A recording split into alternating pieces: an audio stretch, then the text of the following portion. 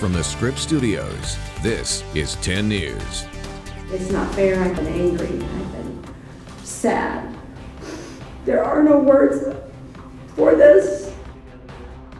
Family and friends heartbroken, saying goodbye to a Navy veteran murdered in the North County. Good evening, I'm Vanessa Van Hefty. Police say Martin Swan was shot and killed while walking his dogs in an Oceanside park late last month. 10 News reporter Matt Boone has the emotional moments from the celebration of life honoring Swan today. Yeah, Vanessa, it was indeed a celebration. We spoke to Martin Swan's sister, who says the man who spent his career as a Navy veteran and then later working at Camp Pendleton was truly loved by many. He was shot about a month ago in a park while he was walking his dog. We were out there on the scene just after it happened. His body was found on the baseball field at Melba Bishop Park in Oceanside. At the service today, however, one by one, people got up to speak about how Martin touched their lives. When we spoke to his sister, Tricia Albright, who lives in Iowa, she said she was surprised to see how many people he had affected, but she said his death was the latest in a string of tragedies for the family. Now I've lost everybody, and within the last 5 years, my dad, my mom, and now my brother. He's really gone.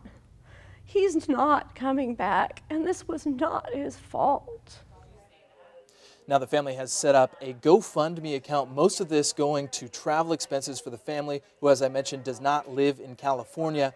The trial for his death will be coming up. Police have arrested a 16-year-old boy who they believe is the sole shooter in this case. Reporting in the Live Center, Matt Boone, 10 News. Our hearts certainly go out to his sister, Matt. Thank you. Now to a developing story. A mysterious boat still smoldering on the San Diego Bay for 3 straight nights. Scorching temperatures have kept first responders at bay. 10 News reporter Hannah Mullins has been with Harbor Police as they fight to cool off the extreme heat. They use thermal imaging to track hotspots, then fire water cannons to cool any hotspots. It's something that's not seen very often. Officer Matt Oakley of San Diego Harbor Police admits the sights are strange and the ship is a death trap. It's like coming down a chimney basically to get to where that fire is. The sea of flames erupted Friday morning, shooting out fireballs. Very rare do people see fires of this magnitude of vessels of this structure. The Norton Sound is steel. That basically keeps that fire contained. That basically creates a very large 120-foot oven. It's to my understanding that the furthest a firefighter made into this fire was about 6 feet before they started getting pushed out by the fire. They've been tracking temperatures with thermal imaging. I think the highest temperature was somewhere around 700 degrees. It's been cooking inside even more. If you notice the smoke coming out of those 3 holes. Oakley says mild steel doesn't start to melt until it hits 2,500 degrees. They've been firing off 1,100 gallons of salt water a minute, but only as needed. We can't use a lot of water, because if I put too much water inside the ship, I'm going to sink it. Even the smell is unusual. It smells awful. Steel, rubber, plastic, and fuel have been burning. How would you describe the smell? Horrible. On the 3rd day, the skeleton of a ship still alive with searing heat. And the mystery mounts as they search for the owner. Without word from the crew, the ghost ship remains an eerie sight. Hannah Mullins, 10 News. And still no word on when the ship will be moved, but it's caused quite a scene, and business owners hope that it actually sticks around for a little while. 10 News reporter Jared Aarons found out at least one restaurant at Seaport Village thinks it could help them increase profits. Life is back to normal here at Seaport Village after the fire on the Norton Sound caused what a lot of people are telling me is 2 of the craziest days they can ever remember in this area. In fact, for the owners of the Greek Islands Cafe and the pizza place next door, they say it's the first time they ever had to close their doors. We've been here a long time, so we've seen it all. You thought you'd seen it all? We thought we'd seen it all until we saw that boat burning. Yeah. Definitely. After 38 years at Seaport Village, Melissa Moore did something she never thought she'd have to do. We have a second restaurant next door, and they closed as well. All because of the fire on the Norton Sound. You couldn't breathe.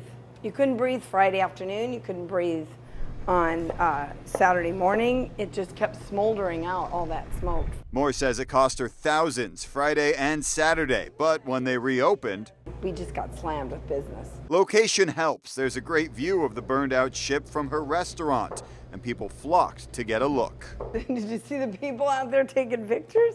Yeah, it is actually a tourist attraction. It's interesting, isn't it? The people were just coming down to see a burnt boat. Interesting and hopefully profitable for as long as the ship sits on the dock. At Seaport Village, Jared Aarons, 10 News. And 10 News will stay on top of the developing situation at Seaport Village. We'll bring you the latest updates in our newscast and on the free 10 News mobile app. Turning now to weather and taking a live look outside, a picture-perfect day in San Diego and a great beach day. 10 News pinpoint weather anchor Jennifer Dela Cruz tracking what has been a gorgeous weekend. Gorgeous weekend, and we're going to get off to a very nice start for the week. Cooler than usual for this time of year, but our temperatures won't be cool for long. We will be warming up soon. Taking you live outside right now in Coronado, we see a mix of sun and clouds, but it was a pretty day overall. We're going to continue to see those clouds rolling in as we head further into the evening. Your temperature right now in downtown San Diego is 69 degrees, 72 in El Cajon, 73 for you in Kearney Mesa, 68 in Carlsbad, and 70 in Oceanside. We're cooler for the most part compared to where we were at this time yesterday. The cooling trend sticking around for a couple days, but we will be warming back up into next weekend. I'm tracking where our temperatures will be as we head into the week coming up in your 7-day forecast.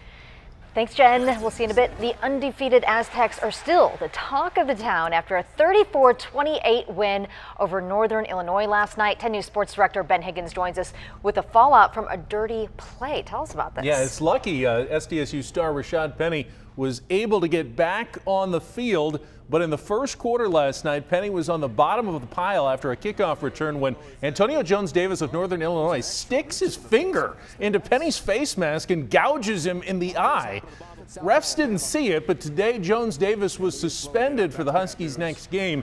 Aztec coach Rocky Long says the dirty play is unfortunately common. Stuff like that happens all the time. I'm not saying it's right because it's not right. I just think that stuff shouldn't happen. I mean, I thought we were all more mature than that, but other than that, I bounced back, and I couldn't thank my teammates enough because they picked me up when I was down. With the win, the Aztecs remained at number 19 in the latest Associated Press college football poll released today. They'll try to extend their best start since 1975 to 6-0 when they visit UNLV on Saturday.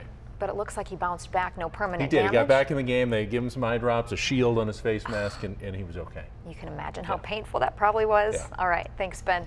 Demonstrators are joining NFL players this Sunday as players all across the country continue protesting the national anthem. Take a knee! Take a knee! Take a knee! Take a knee! Groups of demonstrators took a knee outside of the StubHub Center today. Inside the stadium, Los Angeles Chargers locked arms during the national anthem. Before singing started, the whole Jaguar team kneeled. The Jets players also stood with their arms locked. Denver's Brandon Marshall stood with a raised fist during the national anthem. And Oakland's Marshawn Lynch continues sitting as he has done in the past. New developments tonight in the ongoing controversy over the response to Hurricane Maria. President Trump launching new attacks at his critics on Twitter. ABC's David Wright has new video from some of the hardest hit areas on the island. As millions of American citizens in Puerto Rico struggle in the aftermath of a brutal hurricane, people are crying. President Trump found time to attend the President's Cup golf tournament here in New Jersey, even as he defended the federal relief effort against mounting criticism. He insisted, "We've done a great job with the almost impossible situation in Puerto Rico, outside of the fake news or politically motivated ingrates." This weekend, Trump accused the mayor of San Juan of poor leadership ability and looking for handouts. The mayor now pushing back. Calling us lazy? Seriously?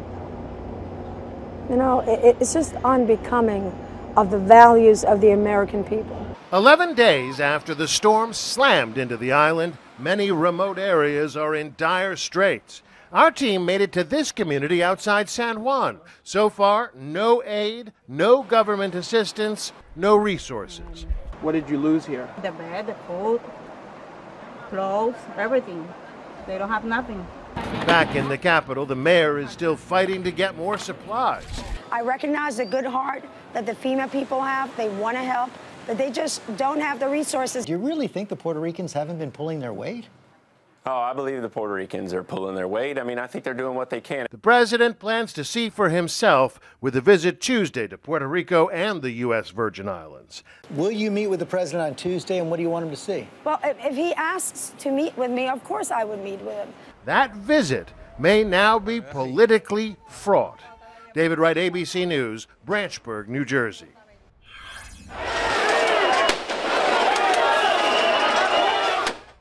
Hundreds of people hurt over a very contentious independence vote in Spain. People held a vote to split off from the country. Preliminary results suggest 90% of voters favor this split. Spanish National Police cracked down on the vote that the government is calling illegal. Today, they raided polling stations and fired rubber bullets at voters. That's what you're looking at. Officers were also seen throwing people to the ground. Disturbing new video showing the moment a terror suspect slams into a Canadian police officer, one of two similar attacks that may have been carried out by the same man. And O.J. Simpson, a freed man, freed from the Nevada prison. We have a reporter in Las Vegas with what the future may hold for the former football star. Cooler temps to start the week, but it won't last for long. I'm tracking when we'll be back in the 80s coming up in your 7-day forecast.